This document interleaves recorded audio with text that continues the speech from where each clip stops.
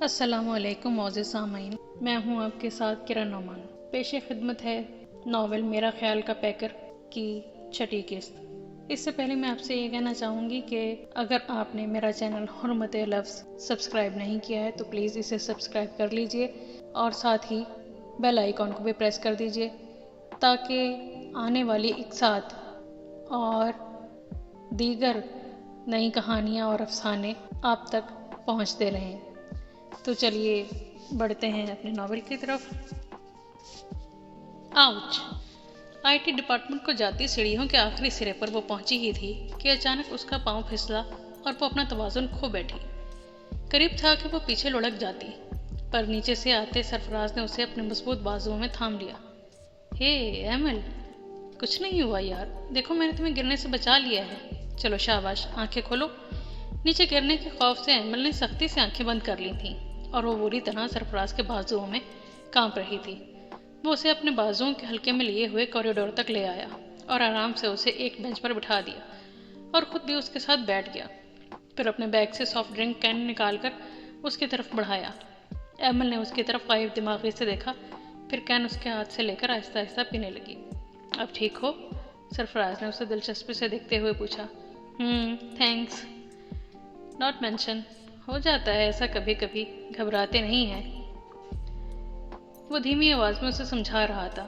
ایمل نے اسے مسکراتی نظروں سے دیکھا تو چند لمحوں کو وہ اسے دیکھتا ہی رہ گیا۔ ایک بات پوچھوں؟ تم دوسرے امریکی لڑکیوں سے اتنی مختلف کیوں ہو؟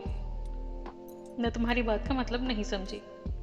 میرا مطلب بائی فیس تم کچھ الگ سی ہو۔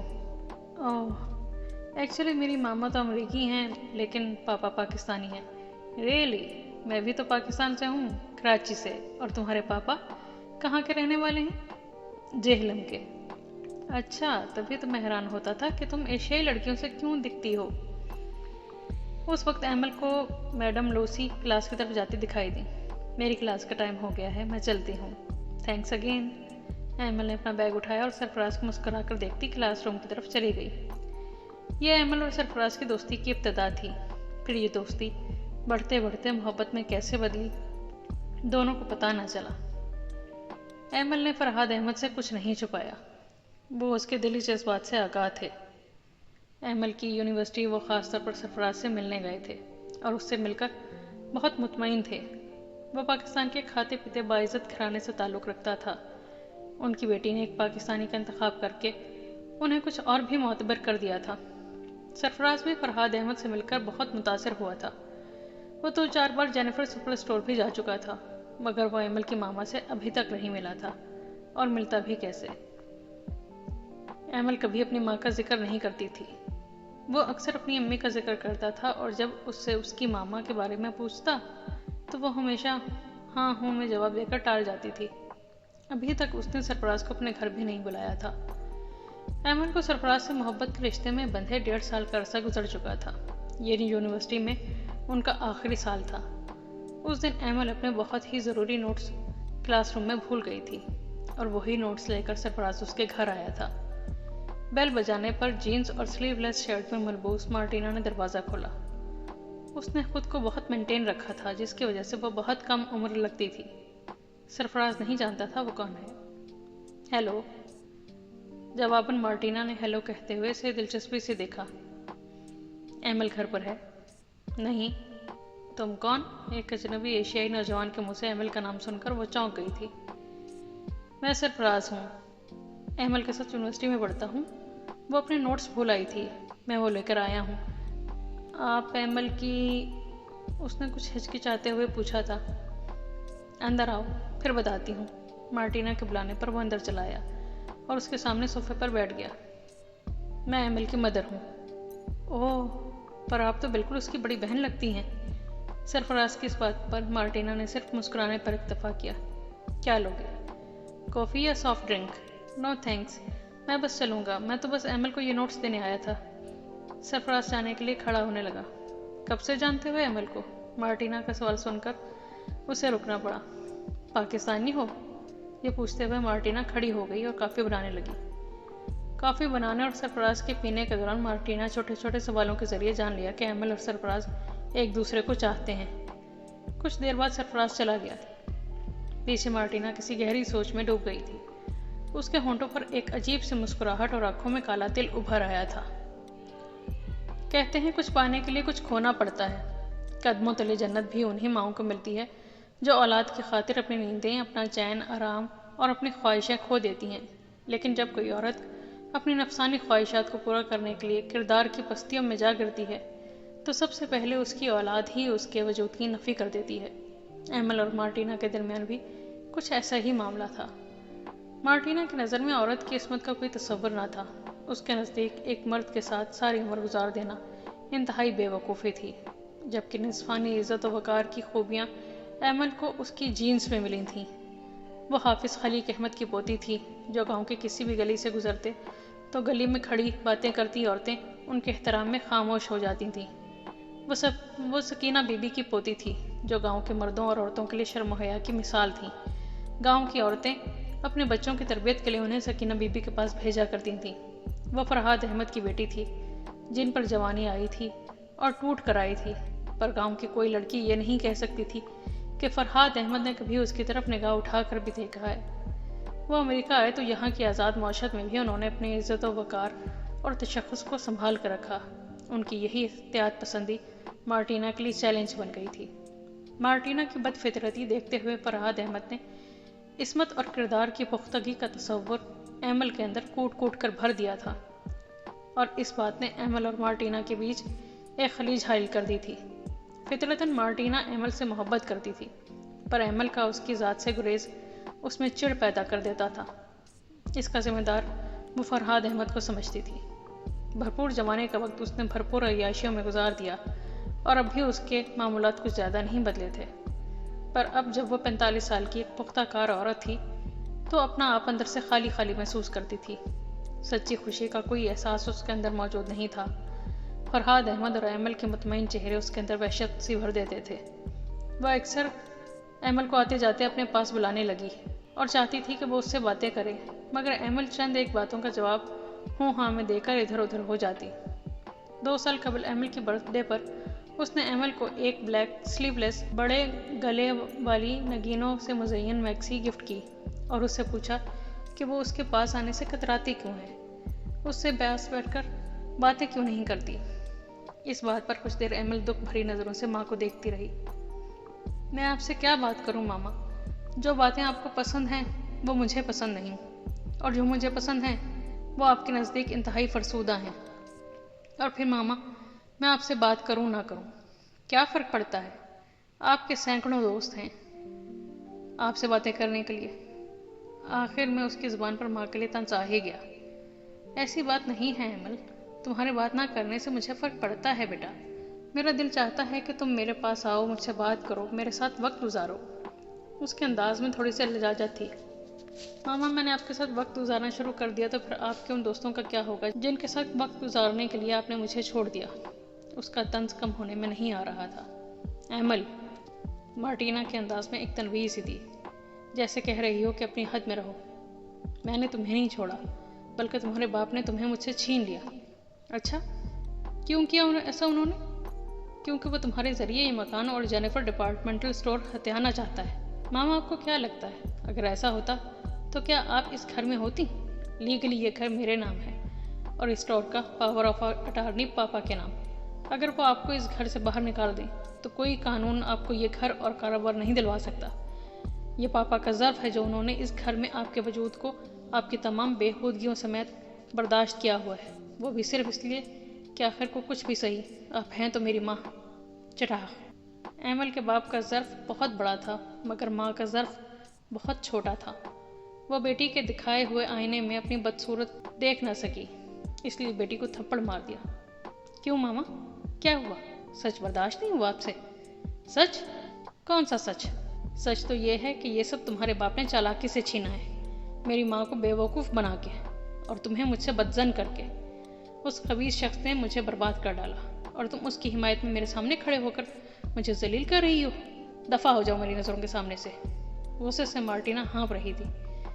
ایمل ہاتھ میں پکڑی میکسی وہیں صوفے پر پھینک کر بھاگتی ہوئی اوپر اپنے کمرے میں آ گئی اور پھر بیڈ پر گر کر پھٹ پھٹ کر رو دی۔ ایمل۔ سیڑھیاں چڑھتے ایمل کے قدم ساکت ہو گئے۔ آج بہت عرصے بعد مارٹینا نے ایمل کو آواز دی تھی۔ جی، ایمل نے الٹے قدموں سیڑھیوں سے نیچے اترتے ہوئے پوچھا۔ مارٹینا نے ہاتھ میں پکڑے نوٹس اس کی طرف بڑھا دیے۔ یہ نوٹس تمہارا بوائے فرینڈ سرفراز دے گیا تھا۔ مارٹینا نے سرفراز کے حوالے سے اس کے کردار پر اٹیک کیا۔ ایمل اندر ہی اندر تلملا کر رہ گئی، پر بولے کچھ نہیں۔ سرفراز پر غصہ بھی آیا کہ اسے کیا ضرورت تھی نوٹس گھر لانے کی، میں کل یونیورسٹی میں ہی لے لیتی۔